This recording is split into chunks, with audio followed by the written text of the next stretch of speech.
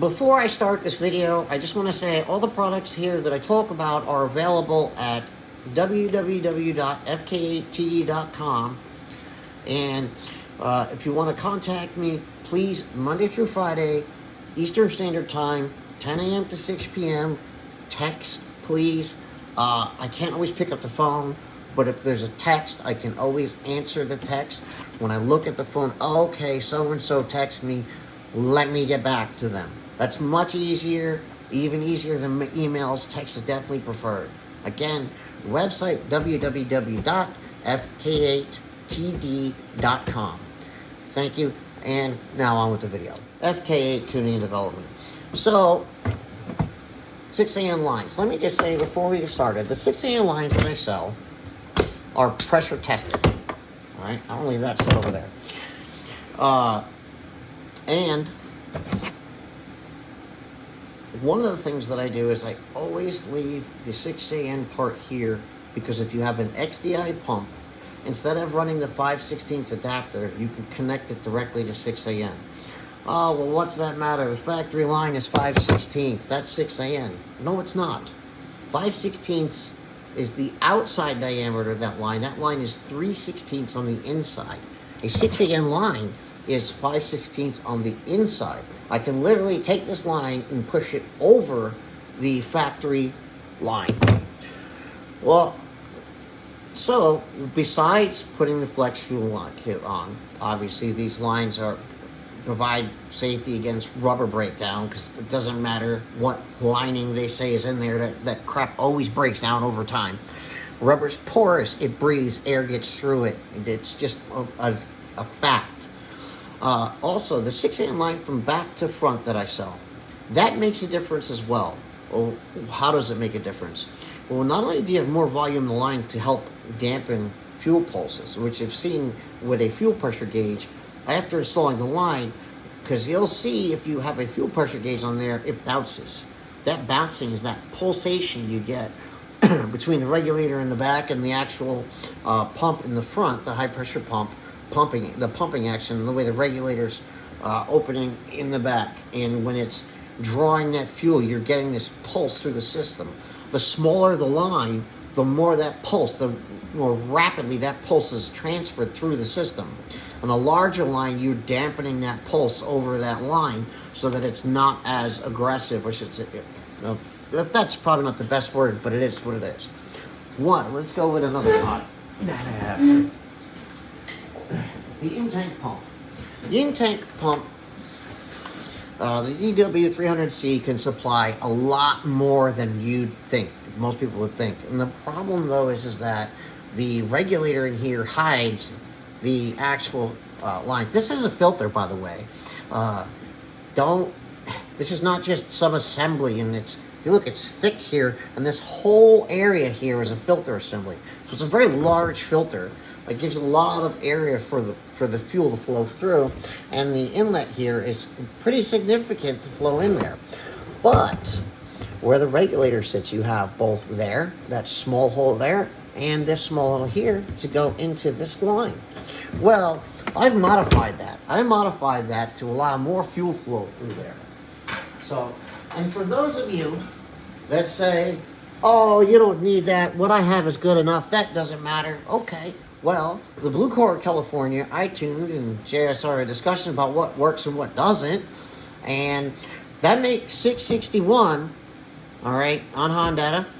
It's the highest recorded direct injection car that we know of, period. I don't know of any other car making that kind of power on DI. I just want to stop that for a second and say, when I say DI only, any other car making that kind of power, as far as I know, I meant as far as direct injection, the Fk8. I don't believe there's any, I'm sure there's cars out there that do make more than that on direct injection, but I actually don't know if there's another 4-cylinder car that makes that kind of power on direct injection only. Maybe. I don't know. That could be actually the record, period. Don't know. Only. And as far as without nitrous, right, because nitrous is a double power adder on top of that, so I don't think that's really a fair comparison. But without nitrous, I have the record on Honda, or you just want to say on the factory ECU with a flash, it is the record right now. Again, I cannot consider nitrous a direct comparison. I could throw nitrous on this thing and crack probably 1,000 with it, but I don't want to just rebuild the engine again. That's not the point. I did this in practice to show that you can make more than 600 wheel without running nitrous. Now, the next closest besides us that I know of is 609 wheel, and I just don't agree with. I'm not going to get into it. All right, let's just say, to me, it does not seem like that's that kind of power, but it is what it is. Back on to the modifications. This lines, all right, the high pressure lines. People go, oh, just drill it to 5/64. That's good enough. Oh, no, not really.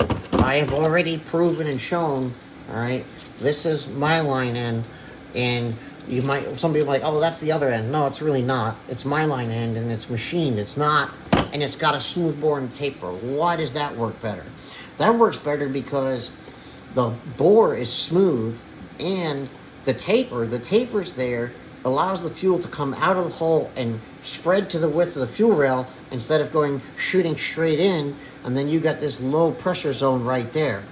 That's what happens. You'll get this low pressure zone like right there, and then the fuel doesn't want to flow in as great. You don't want that low pressure zone in the back there. You want it to go towards the injectors. And it has shown to prove up to 10% drop in fuel pump duty cycle. And again, when the fuel pump duty cycle drops, the injector duty cycle drops. Now, it's only a couple percent, but at the end of the day, you got to understand that the direct injectors, the max duty cycle is 40%. Once you hit 40%, it's misfire central. So if you got your car and you don't know why, at high RPM only, it misfires, more than likely you're overrunning the fuel system. You've done too much to the fuel system. So these mods matter. They become an accumulation, all right? The fuel rail. I offer a fuel rail porting service. This is another thing, 1 to 2% drop. Actually, I think it was more than 2% drop in duty cycle or so. So I took a car that had a 5/64 thrill line, just took his line and modified it to what I do with a smooth bore, sent him back the line and modified his fuel rail, and he went from being topped out about 29 pounds on the system to on E40 to I think it was over E45, tapped out about 29, maybe 30 psi. And then took that very car, and with those changes was running 31 pounds of boost on E50, and still was not hitting anywhere. It still had room in the injectors for more. We just didn't want to push the turbo harder, and yeah, it's pretty significant. So that car, we took it to E55. And then with E55, we just started to lose a little bit of fuel system where it started getting close to that edge. And rather than leave that edge, basically just left a little bit of room in the system in case he did happen to put a little bit more ethanol in there. And besides, even on E50, the timing was as far as it's going to go on a stock motor. The timing on a stock cylinder head setup is... the max you're going to see is on Honda is 22 degrees, and that's it. Anything beyond there is just, no matter what you do, it's going to see knock, and just too dangerous to go beyond that. So those are some of the modifications that you don't know about, or maybe you do know about them, but don't do them because you don't think they're worth something. You don't get to making 552 wheel horsepower on DI only on Honda on the stock motor car by doing the whole good enough thought process. And these things, 4 horsepower, 5 horsepower here or there, they make a difference. Oh, I forgot, since I've been talking so much about the 6AN lines. Now, I'm also the only guy that offers the 6AN line upgrades for Serimoto, PRL, APE, and I also offer the PRL, the upgrade for the PRL. I forgot to put it in there that it's actually the last flex fuel kit that I talk about is for the Accord And like, when I say the only one who offers, I offer for all APE, Moto, and PRL flex fuel kits. And if anybody needs one made for one of the other brands, I will work with you and get it made. So don't just hit me up and I'll make it work. So we had this whole time go about, I don't know, 8 minutes in, and it's been sitting here with pressure on it. Well, that's not all it. You can see that line stayed full, and that's shows you that I do this with every line that goes out. And for those of you that don't know, that do have flex fuel kits, the rubber lines, they degrade, they plug your fuel pump, your high pressure pump, and destroy it. If you have the Honda fuel system, Honda does not sell that high pressure pump separately. So unfortunately, guys, you'll end up having to go the XDI route, which honestly isn't a bad thing now that the pump controls are there. Also, another thing with the pump controls there, I can now control the fuel pump better to give more consistent power. On a lot of cars picked up 5, 10, 15 wheel horsepower with that. Now keep in mind, when we made 552 wheel horsepower, this was before the fuel pump controls were available, and it did have the dips in there, so I have no idea. It could make significantly more if we took that back to that exact same setup and did that. So I think that covers it. So we did the in-tank filter assembly modification. If you guys want that, you need to let me know, and I'll start doing it and making it for public sale. The high pressure fuel rail modification, I do offer that service. You send in your fuel rail, 2 days, it goes back out. Let me see. No, I do not offer an exchange because those rails are $500. If you want a brand new fuel rail modified, yes, I will get a brand new rail and modify it. Those are made to order. I do not keep something like that on that level in stock because I do not know the demand for it all yet. Obviously, I keep the flex fuel lines in stock. Here, obviously, because I have one right here in my hand. The high pressure lines in stock. And, of course, injectors in stock. Oh, the Gen 2 injectors. I wanted to say this real quick. Honda injectors are 1330cc. The XDI injectors are 1350cc. The other competitors out there are 1350cc, not 1400. Mine are really, the Gen 2s are 1420cc. That's another thing that makes the difference. So the Gen 1s were 1375. These are 1420. That doesn't seem like a lot to some people, but let's consider this. So for the $80 difference in price, right, over every competitor, for the $80 difference in price, you're going to make 8 to 10 more wheel horsepower. How many things have you spent more than $80 on, and you didn't get 8 to 10 more wheel horsepower out of it? And that's just out of fuel flow. That's not in dealing with the extra ignition timing you get, the better spool, the better behavior response of the car. That doesn't deal with any of that. So this is how it's done when it comes down to fuel system mods. The fuel system mods that work. If you don't believe me, that's fine. Don't do them, all right? I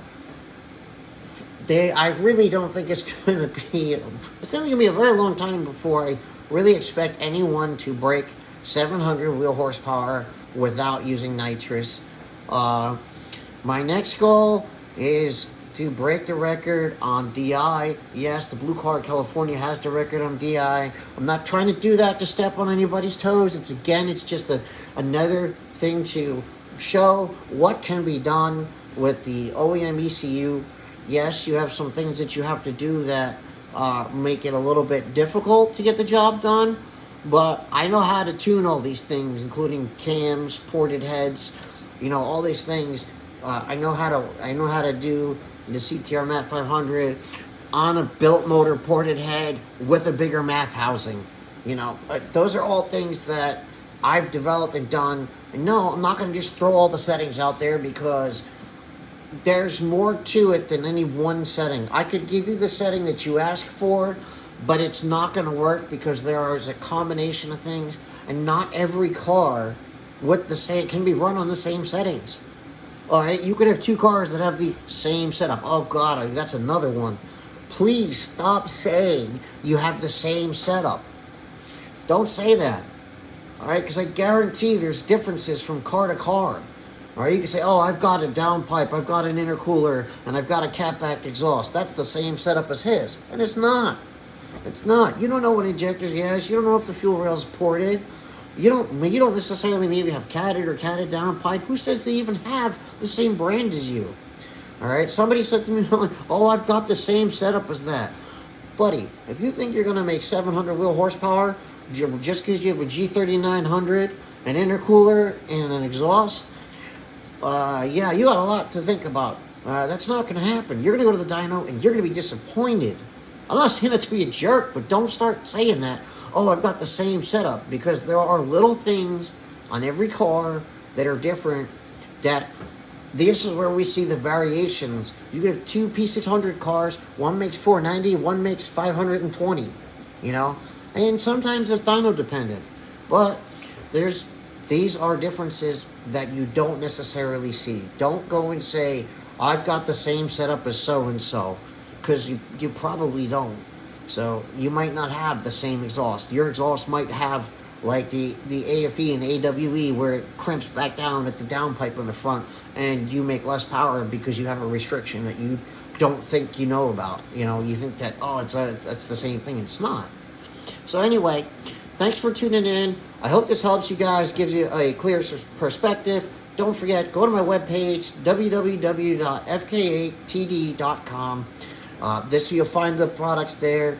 Like I said, I provide flex fuel kits for APE, Moto, PRL on the Type R. I provide it also for the Accord, the PRL flex fuel kit on the Accord. I should clarify that I did not mean flex fuel kits. I meant to say flex fuel lines for those kits. Thanks again, and hope you all enjoyed the video, and I hope you've learned something here. And if you want to make your car faster, I hope what I've done here helps.